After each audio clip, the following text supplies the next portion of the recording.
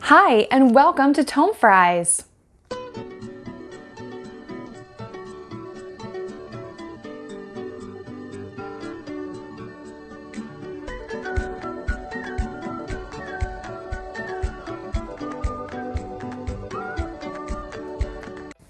I'm Bee, like the Bumble, and these are my friends Tommy and Paige, and together we're here to talk about all things books. And today is our very first video book review. Woo!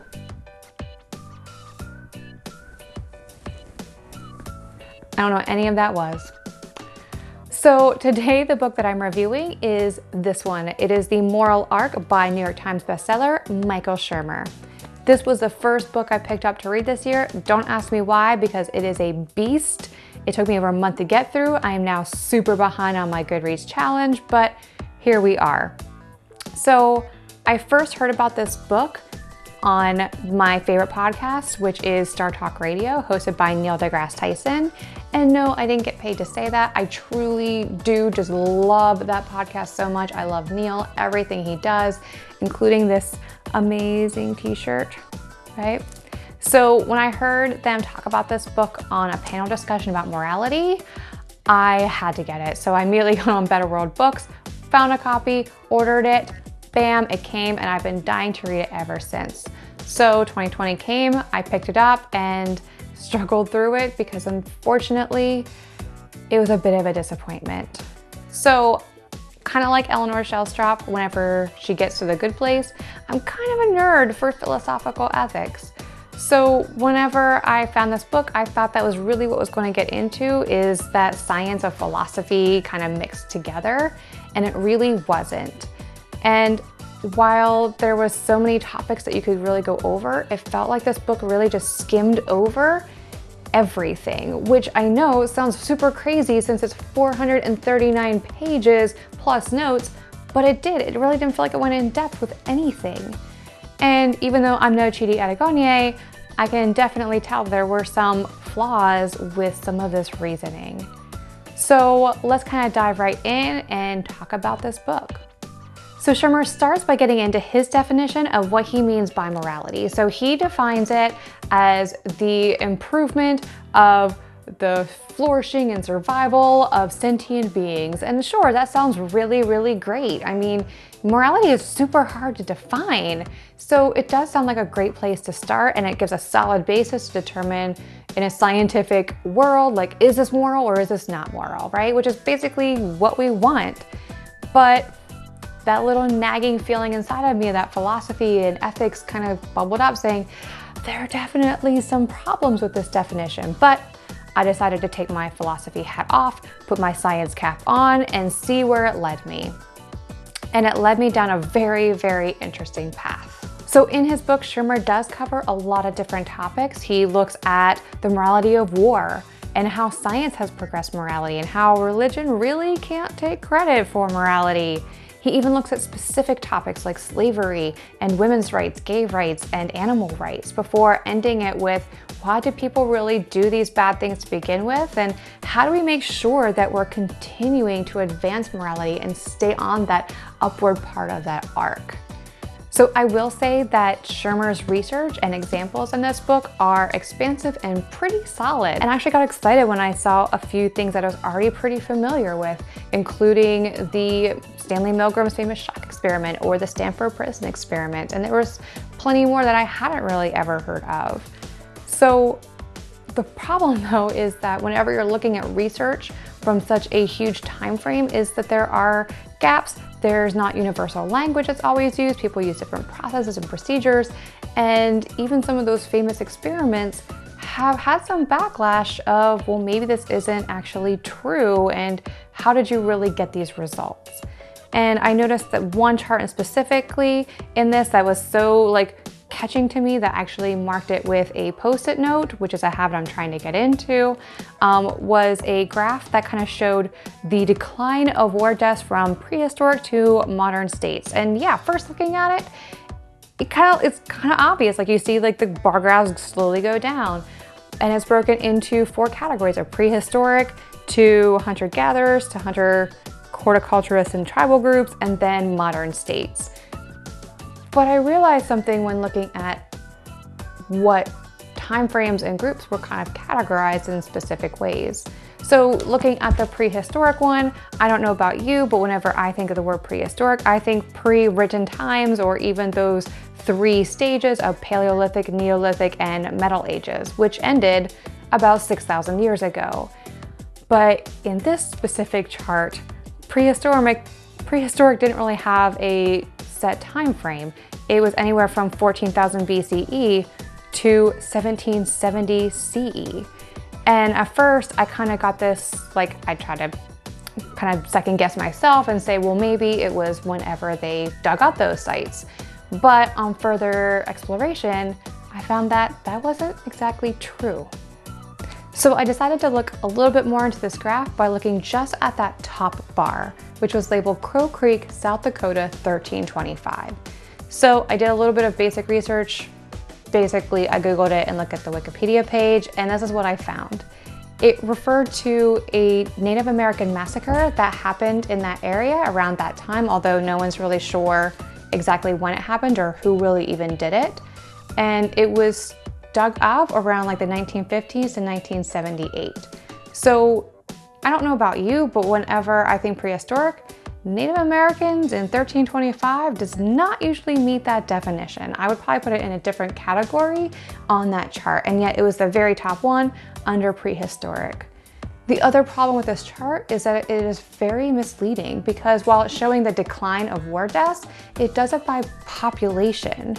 So in that example of Crow Creek, South Dakota, there was only 486 people who were killed, but it was 60% of the population of that group, which was huge. I mean, that's over half of your people being murdered.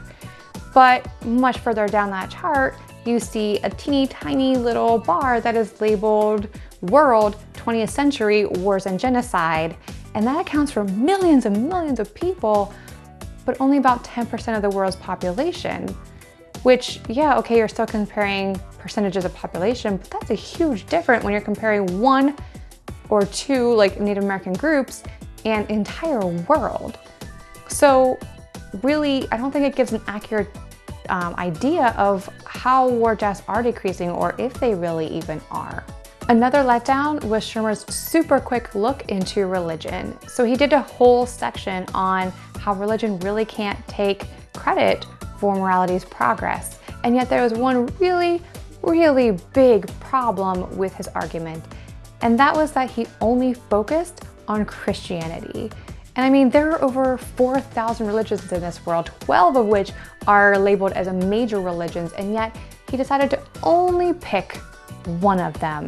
And yeah, it has a really bad past. There's a lot of hypocrisy, and yes, he made some really strong, valid points. But at the same time, that's only one piece of a much bigger puzzle. And for me personally, I would have been really interested to know how other religions like Buddhism or Sikhism that promote meditation and nonviolence really play into that bigger picture. As well as the fact that it was just so biased. You can definitely tell if I learned anything from this chapter, it wasn't really anything to do with religion. I already knew a lot of it, but I did pick up on that, man, Shermer really hates Christianity. So while there were some topics that Shermer really did do a good job on giving multidimensional perspectives of things, there were also ones that he kind of just let lie really flat, or only decided to pick out certain points of what he really felt was appropriate for the book. Shermer uses the trolley car thought experiment as one of the examples in his book, but it's a perfect example of how he just tends to skim over everything and make it kind of simplistic when it's really not. So in this example, he basically ties it down to the utilitarian track by saying, yeah, most people in this situation would say they'd pull the lever and kill one person instead of many. But as Chidi learned on The Good Place when Michael forced him to actually live it, it's not that simple. And man, I am really missing that show already. But Shermer really does have this habit of kind of picking and choosing really what he wants to talk about. And in the end, it is a perfect example whenever he gets into technology and the internet. So even when Shermer does get to the technology piece, he really kind of does this paradisical, well, yeah, the internet is great because everybody just now can connect to each other and they can learn anything that they want to learn totally for free. It's accessible to everybody. And yet he tends to completely scroll past all of the YouTube commenting trolls or all of the child pornography, the scammers out there, the dark web with all of its like shady underside. And it actually does it so much so that I actually went back to the beginning of the book to figure out when it was published and thinking, well, maybe it was published back in the like naive days whenever we thought the worst thing on the internet was people in chat rooms being predators and all the emo kids on MySpace, which I was totally one of them. The latter, not the former. Yeah, I was an emo kid, to be clear. So whenever I go back to the front of the copyright though, he published this in 2015. And yeah, that was before a few things like the Facebook scandal with like privacy and all of the fake news that was being shared by your racist family members on Facebook. But there were definitely plenty of examples before 2015 of the bad side of the internet, yet he tends to completely glaze over it as the internet's gonna save us all and it's making the moral arc much, much higher. So while this book was pretty good, it has its upsides, it had its downsides, there were definitely things that I found that this book was really, really lacking. And because of that, I really wanted to love this book. I was really excited about it. Unfortunately, it did not meet my expectations. So I do have to give it 3 out of 5 because of all of the negative things that I just really couldn't overlook. But don't take my word for it. Don't just sit here and listen to me and all the things I hated about it. Go out and get it for yourself. Go to your local library, go to your local bookstore or wherever and pick yourself up a copy and read it. And let me know what you thought of it. Maybe you thought it was perfect and he perfectly covered everything. That's it for this review. It was exceptionally long because this was an exceptionally long and complex book with a lot of different topics that I had to share, but I will try to keep them shorter in the future. So make sure that you come back next time for How Not to Die Alone. The book, not my actual, I don't really have any good personal advice to give you on that topic. Maybe Google it. But until then, keep on reading.